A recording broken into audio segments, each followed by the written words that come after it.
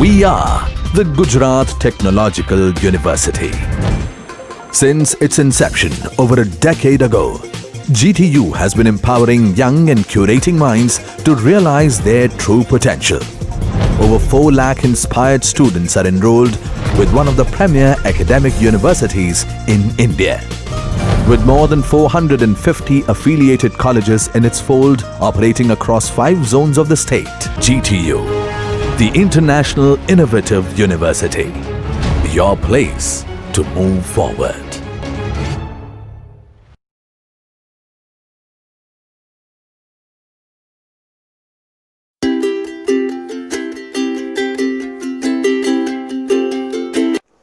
Hello everyone, this is Kalpesh Kapadia, Assistant Professor in Civil Engineering Department at Dr. Subhash Technical Campus.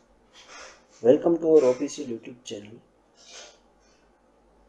In last lecture, we have discussed about introduction of pile foundation, its uses or necessity of pile foundation, factor affecting the selection of types of pile, and classification of pile.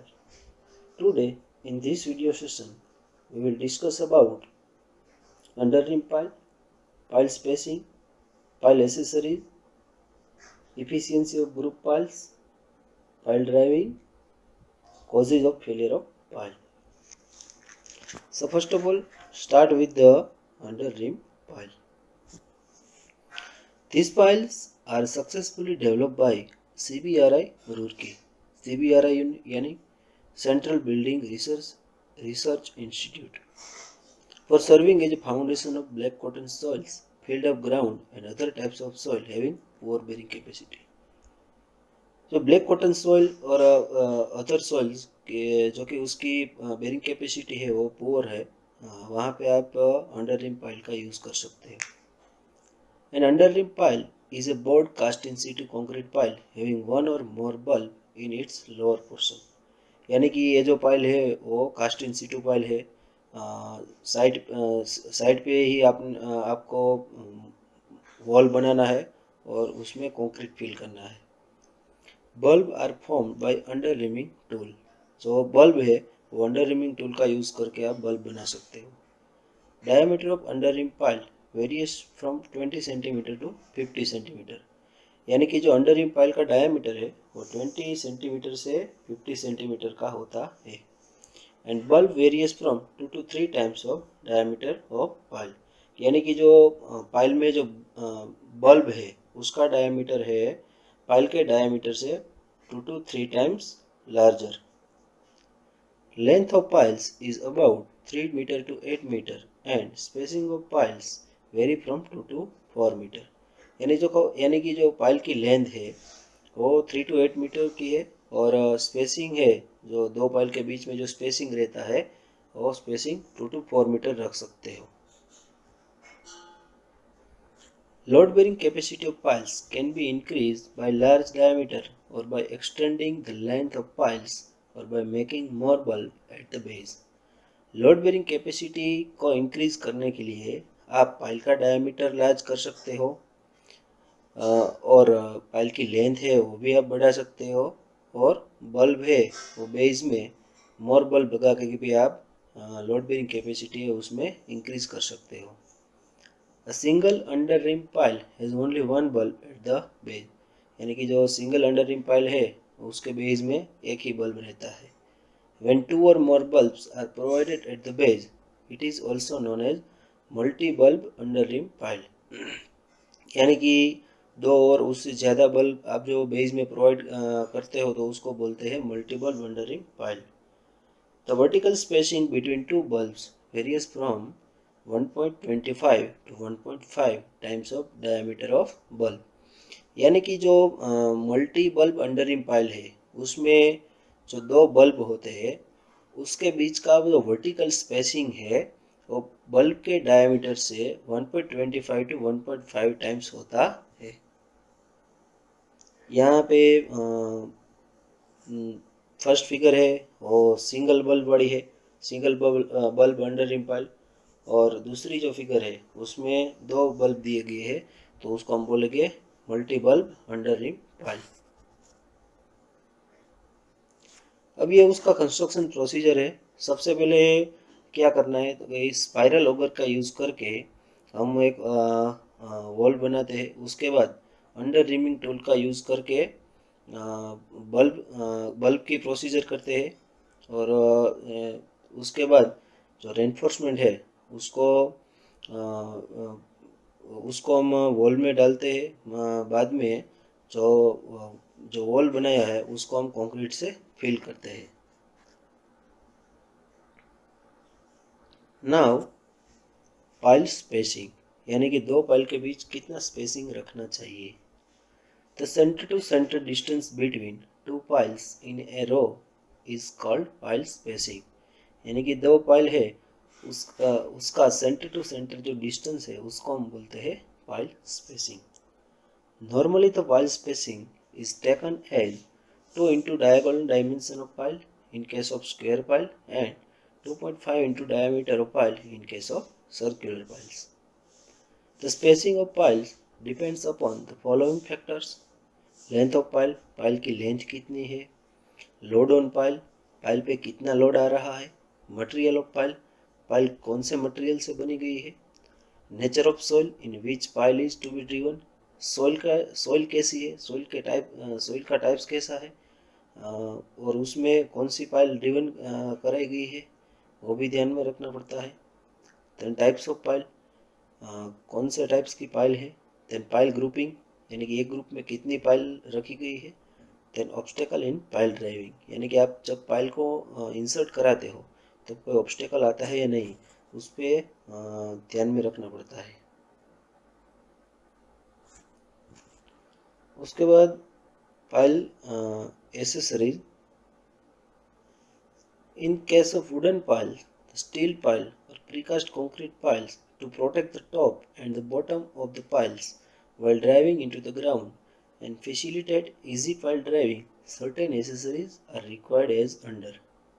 यानी कि जो wooden की pile है और steel की pile और precast concrete pile जो आपने साइड पे पहले से ही बनाई गई है, उस पाइल का टॉप और बॉटम को प्रोटेक्ट करने के लिए, जब उसका ड्राइविंग होता है तब उसको प्रोटेक्ट करने के लिए हम सब एसेसरीज का यूज़ करते हैं।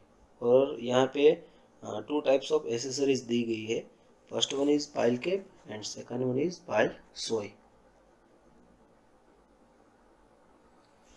पाइल कैप जो है उसको हम पाइल का जो टॉप पार्ट है उसमें लगाते हैं और पाइल सोई है वो बॉटम पार्ट में लगाते हैं।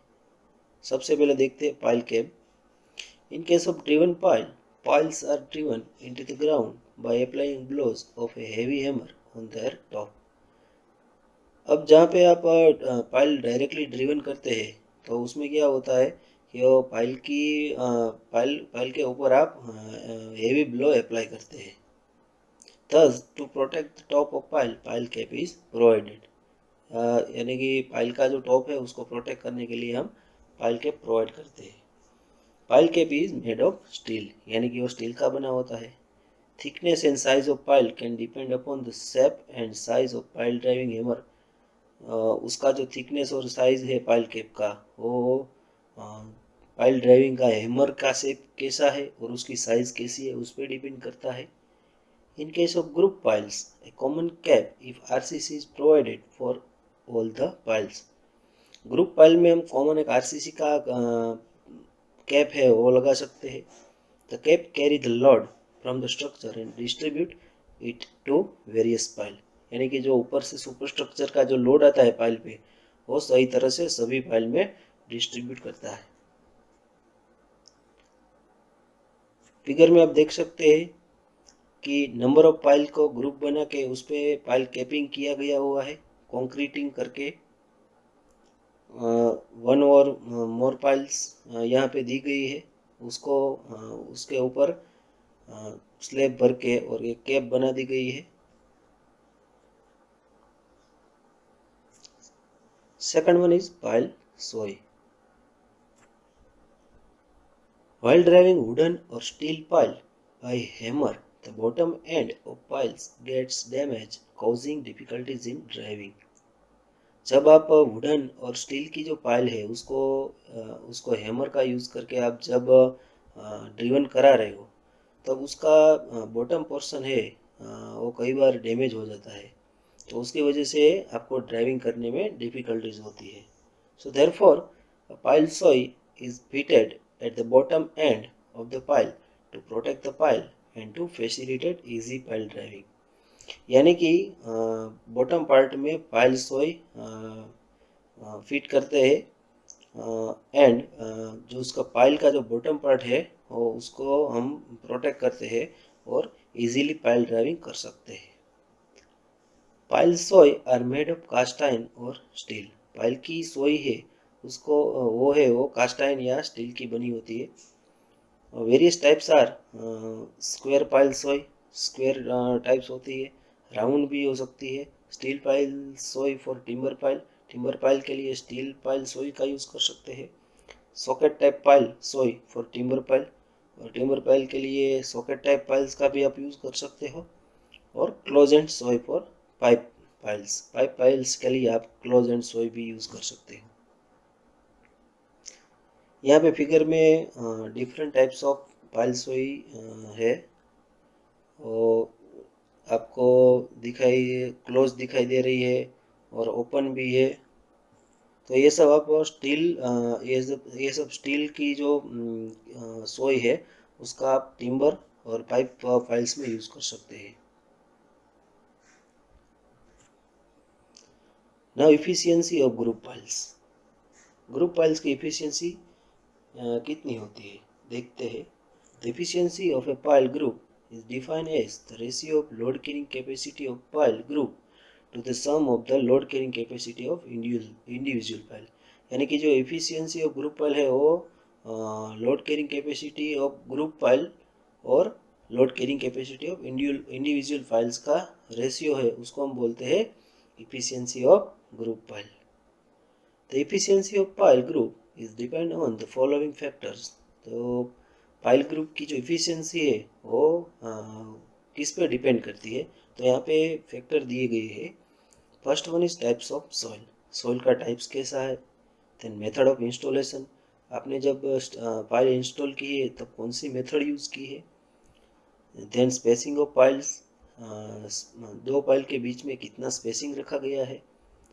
Then length of pile, pile की लेंथ कितनी है. डायमीटर कितना है पाइल का. पाइल में जो मटेरियल यूज़ किया गया है वो कौन सा है. और number of rose of pile, यानी कि एक रो में कितनी पाइल है. और number of piles in a रो, एक रो में कितनी पाइल है और पाइल की कितनी रो है. ये सब इफिशियंसी ऑफ ग्रुप पाइल्स पे डिपेंड करता है. और इसको कैलकुलेट करने के लिए यहाँ पे कन्वर्स से लाभारे फॉर्मूला दिया गया है. N g is equals to 1 minus theta upon 19 bracket m n minus 1 plus n m minus 1 divide by mn. जो वहाँ पे m यानी कि नंबर ऑफ रोज, कितनी रो है वो उसको हम m लिखते हैं. n यानी कि number of piles in a रो, एक रो में कितनी पाइल है और उसकी कितनी रो है उसको m बोलते हैं. और n को number of pile in a रो, एक रो में कितनी पाइल है. थीटा यानी tan inverse d upon s in degree. d means diameter of pile, pile का डायमीटर कितना है. और s means spacing of pile, यानी कि दो पाइल के बीच में कितनी स्पेसिंग है. उसके बाद फेल्ड्स रूल है. According to these rules, the value of each pile is reduced by 1/16 on account of the effect of nearest pile in each diagonal or straight row of which the particular pile is a member. Failed rules है वो क्या बताता है कि जो pile है वो pile के डायगोनल और स्ट्रेट में जितनी भी पाइल होती है, नियरेस्ट पाइल जितनी भी नियरेस्ट पाइल होती है वो पाइल को 1/16 जितना जो वैल्यू है वो रिड्यूस करता है. उसके बाद है pile driving. The operation of inserting A pile into the ground is known as pile driving. यानी कि पाइल को ग्राउंड में इंसर्ट कराने की जो प्रोसेस है उसको हम बोलते हैं pile driving.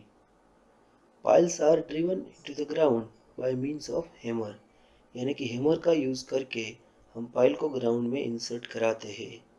The equipment used to lift the hammer and allow it to fall on the head of the pile is known as the pile driver. यानी कि जो हैमर को लिफ्ट करता है और वो हैमर है उसको पाइल के हेड पे फॉल करता है, उसको हम बोलते हैं pile driver. Various methods of pile driving are there are four types. There are four methods for pile driving. First one is hammer driving. Second one is vibratory pile driver. Then water jetting and hammering, and partial augering method. So start with the hammer driving. For hammer driving, following equipments are required. First one is pile frame. Second one is pile hammer. Then leads, winches and miscellaneous equipments. तो यहाँ पे ये pile driving equipment दिया गया है figure में. उसमें अलग अलग कंपोनेंट दिए गए हैं. क्रेन है, बूम है, लीड है. और लीड और क्रेन, लीड को वर्टिकल रखने के लिए क्रेन के साथ, क्रेन और लीड को एक साथ जोड़ने के लिए बूम लगाया गया है. राइट हैंड साइड पे हैमर दिया गया है. जो हैमर है वो पाइल के टॉप पे फॉल होता है और पाइल है वो नीचे ड्रिवन होती है. वर्टिकल ये लीड है वो हैमर को उसकी पोजीशन पे रखता है. देन पाइल है और पाइल गेट है. तो ये सभी है पाइल ड्राइविंग इक्विपमेंट. देखते हैं. सबसे पहले है pile frame. Figure shows a pile driver with crawler mounted crane commonly used for pile driving. So there are used crawler mounted crane commonly वो pile driving में use होती है. The hammer is guided between two parallel steel channel known as lead. यानी कि hammer है वो two parallel steel channel पे रखा गया है, guided किया गया, उसको हम lead बोलते हैं. The lead are braced against the crane with a stay. वो lead है उसको वर्टिकली हेल्ड किया गया है, which is usually adjustable so that the lead can be held in vertical position to permit driving of vertical piles or in an inclined position to permit driving of better pile. यानी कि vertical direction में जो कोई pile को insert कराना होता है तो लीड है वो एडजस्टेबल है. आप वर्टिकल डायरेक्शन में जब आपको पाइल का ड्रिवन कराना होता है तब वो वर्टिकल रहता है. और कभी कभार इंक्लाइंड पोजीशन में भी पाइल ड्राइविंग करना होता है. लाइक बेटर पाइल है उसका वो बेटर पाइल है वो इंक्लाइन होती है, तो वहाँ पे आप लीड है उसकी पोजीशन इंक्लाइन रख सकते हो. Then pile hammer. There are four types of hammer. Drop hammer, single and double hammer, diesel hammer and vibratory hammer. Then leads. Leads are also called ladders. It is used to guide the hammer. Hammer को guide करने के लिए हम lead का use करते हैं. In case of drop hammer fix lead are use. जब drop hammer का यूज करते हैं तब फिक्स लीड का यूज किया जा सकता है. Leads can be movable and can be adjusted as per the requirement. Movable leads are more convenient as they can adjust as requirement. ज़्यादा से ज़्यादा मूवेबल लीड्स का यूज़ कन्वीनियंट रहता है क्योंकि आप उसको किसी भी डायरेक्शन में एडजस्ट कर सकते हो as per your requirement. Then winches. Winches are used to lift hammer and pile. Winches है वो हैमर को और पाइल को लिफ्ट करने के लिए यूज होता है, उसका यूज होता है. It should be light with single drum provision और heavy with double drum. Winches में भी fitted with reverse gear system. Winches है उसको रिवर्स गियर सिस्टम उसमें फिट किया गया है, यानी कि जो हैमर है उसको लिफ्ट करने के लिए, वापस लिफ्ट करने के लिए रिवर्स गियर का ज़रूरत होता है. Winches are driven with diesel और पेट्रोल इंजन. उसमें दो टू टाइप्स के इंजन है वो यूज़ किए जा सकते हैं. यानी कि डीजल इंजन आप यूज़ करना चाहते हो तो आप डीजल इंजन यूज़ कर सकते हो और पेट्रोल इंजन का भी यूज़ कर सकते हो. Then vibratory hammer or vibratory pile driver. The driving unit of a vibratory hammer vibrates at high frequency and thus the pile driving is quick. The driving unit has two weights called exciters. अब यहाँ पे जो vibratory hammers है वो vibratory hammer का use करके अब high frequency से वाइब्रेट करा सकते हो पाइल को, तो जो पाइल है उसका जो पाइल ड्राइविंग है वो क्विक हो जाता है। Which rotate in opposite direction and vertical force is developed and which force the pile is downward। यहाँ पे opposite direction में फोर्स क्रिएट होते हैं, उसकी वजह से जो पाइल है वो स्पीडीली डाउनवर्ड दिशा में पेनिट्रेट होती है। Vibratory hammer is useful only for Sandy and Gravely soil, यानी कि जो वाइब्रेटरी हैमर है उसका हम सैंडी और ग्रेवली सॉइल में यूज कर सकते हैं। The speed of penetration is well. Then water jetting and hammering. When the pile is penetrated a thin layer of sand or gravel overlaying a softer soil layer, the pile can be driven through the hard layer by jetting techniques।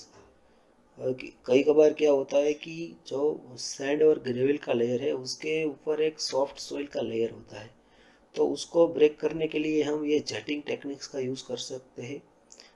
Water under pressure is discharged at the pile bottom point by means of pipe to wash and loosen the hard layer। यानी कि जो water का use करके under pressure हम water को discharge करते हैं, उसकी वजह से जो हार्ड लेयर है वो लूजन हार्ड लेयर है वो वहाँ से ब्रेक हो जाता है। Then partial augering method. Inclined piles यानी कि batter piles are usually advanced by partial augering, यानी कि जब आपको इंक्लाइंड पाइल इंसर्ट कराना है तब सबसे पहले आपको पार्शियल ऑगरिंग करना पड़ता है वहाँ पे, तो वहाँ पे आप ऑगरिंग करके उस पाइल को प्रीकास्ट पाइल को आप इजीली ड्रिवन करा सकते हो। In this techniques a power auger is used to drill the hole for a part of the depth, यानी कि जितनी भी डेप्थ पे आपको वहाँ पे पाइल अंदर इंसर्ट करानी है वो वॉल है वो आप पार्शियल ऑगरिंग से कर सकते हो, ड्रिल कर सकते हो। The pile is then inserted in the hole and driven with hammers to the required depth। उसके बाद जो पाइल है उसको आप अंदर इंसर्ट करा के रिक्वायर्ड डेप्थ तक पहुंच सकते हो। Then pulling of pile। The piles are generally pulled out from their positions for the following reasons। अभी जो पाइल है वो उसकी पोजीशन से पुल हो जाती है, उसके रीजन नीचे दिए गए हैं। To replace the pile damaged during the driving operation। अगर तो उसमें क्या होता है, driving operation during the driving operation the pile is damaged and the damage pile is replaced with a new pile, so the pile is pulled up। To reduce the existing pile when the structure above the pile is demolished or when the design of arrangement of piles is changed, यानी कि आप reuse करते हो जब existing pile को, यानी कि जब आपने स्ट्रक्चर को डिमोलाइज किया है, स्ट्रक्चर के ऊपर जो पाइल है वो डिमोलाइज हो जाती है और उसका डिजाइन में कोई चेंजेस करना है तब आप पाइल को पुल करना पड़ता है। To prepare the data of the strata through which piles are to be carrying out pulling test. ये जो कैरिंग आउट पुलिंग टेस्ट में उसमें क्या है, क्योंकि आपको जब अंडरग्राउंड जो सॉइल है उसका स्ट्रेटा का जो डेटा आपको प्रिपेयर करना है तब पाइल को आप इंसर्ट कराते हो और बाद में वो पाइल को पुल करते हो, उसको बोलते हैं carrying out pulling test. To remove the piles which are driven temporarily as in case of coffer dam, यानी कि जब आप कॉफर डैम कोई भी जगह पे कॉफर डैम बनाते हो तो कॉफर डैम को सपोर्ट के लिए आप टेम्पररी पाइल यूज़ करते हो, तो वो पाइल को बाद में जो कॉफर डैम हटाने के बाद वो पाइल को आप पुल कर सकते हो। Now the last topic is causes of failure of pile. Following are the most common causes of failure of piles. Absence of statistical data regarding the nature of soil strata through which the piles are to be driven, यानी कि आपके पास soil strata जो है वो कौन से type की जो सोइल है वही आपको पता नहीं है, तो पाइल वहाँ फेल होने की संभावना हो सकती है। Actual load coming on the pile being more than the design load, यानी कि पाइल के ऊपर का जो डिजाइन लोड आपने कैलकुलेट किया है और उससे ज़्यादा उससे ऊपर लोड आएगा तभी वो पाइल है वो फेल हो सकती है। Bad workmanship in case of the cast in situ cement concrete pile, यानी कि जब साइड पे ही यानी कि वॉल बना के ही जब आप पाइल है उसको बना रहे हो, तो और उसमें जो बैड वर्कमैनशिप है वो उसकी वजह से क्या होता है, सीमेंट कंक्रीट है वो फेल हो जाता है, यानी कि जो सीमेंट कंक्रीट की पाइल्स है वो फेल हो जाती है। Buckling of the piles due to removal of side support, inadequate lateral support, यानी कि साइड का सपोर्ट जो आप रिमूव करते हो और जो पाइल है वो पाइल ने अभी उसकी स्टेबिलिटी गेन नहीं की होती है, तो उसकी वजह से क्या होता है, बकलिंग हो जाता है। Damage due to abrasion resulting from the absence of suitable protecting covering, आप जो सुटेबल प्रोटेक्टिंग कवरिंग प्रोवाइड नहीं करते हो उसकी वजह से भी एब्रेशन होता है और पाइल है वो डैमेज हो जाती है। Improper choice of types of pile, pile है वो प्रॉपर आपको प्रॉपर चॉइस नहीं की है तो भी पाइल है वो फेल हो सकती है। Improper choice of the method of driving of the pile, यानी कि जो पाइल को ड्राइविंग करने के लिए इंसर्ट कराने के लिए जो आपने मेथड चूज़ की है वो भी प्रॉपर होनी चाहिए। Improper classification of pile, insufficient reinforcement और misplacement of reinforcement in case of the RCC pile, यानी कि RCC पाइल में जो reinforcement है वो misplacement हो जाता है तो उसकी वजह से भी पाइल का फेलियर होता है। Misinterpretation of the results obtained during the pile load test, यानी कि पाइल लोड टेस्ट के during the pile load test जो डेटा आपको ऑब्टेन होता है उसका जो कोई मिस इंटरप्रिटेशन हो जाता है तो उसकी वजह से भी पाइल है वो फेल हो जा सकती है। wrongful use of pile formula for determining it's load bearing capacity, load bearing capacity जो रॉन्ग फार्मूला से आपने निकाली है तो भी पाइल है वो फेल हो सकती है। Some causes of failure of the RCC pile, improperly designed concrete mix, यानी कि आपने जो कंक्रीट मिक्स किया है वो इम्प्रॉपर है। Using wrong types of cement for the corrosive environment, यानी कि जहाँ पे कोरोसिव एनवायरनमेंट है लाइक नियर सी और यानी कि जो एसिडिक एरिया है वहाँ पे आप सिंपल सीमेंट है वो यूज़ नहीं कर सकते हो, वहाँ पे सल्फेट रेजिस्टिंग और ऐसी सीमेंट का यूज़ करना चाहिए। Insufficient concrete cover to the reinforcement, concrete को रेनफोर्समेंट में कंक्रीट कवर सफिशिएंट होना चाहिए, जो कंक्रीट कवर आप प्रोवाइड नहीं करते हो तो वहाँ पे आरसीसी की जो पाइल है वो फेल होने की संभावना हो सकती है।